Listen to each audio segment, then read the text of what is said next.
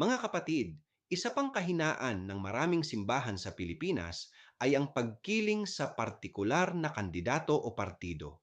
Sa halip na gabayan ang tao ayon sa konsensya, minsan nagiging parang endorser ang simbahan at nawawala ang moral authority nito. Kapag ang leader simbahan ay lantaran o palihim na kumakampi, nagmumukha tayong parte ng kampanya, hindi tagapagdala ng ebanghelyo. At kapag ang simbahan ay pumapanig sa trapo, nagiging moral cover ito para sa mga taong dapat sana ay hinahamon natin. Mga kapatid, hindi natin kailangan ng politika para maging relevant.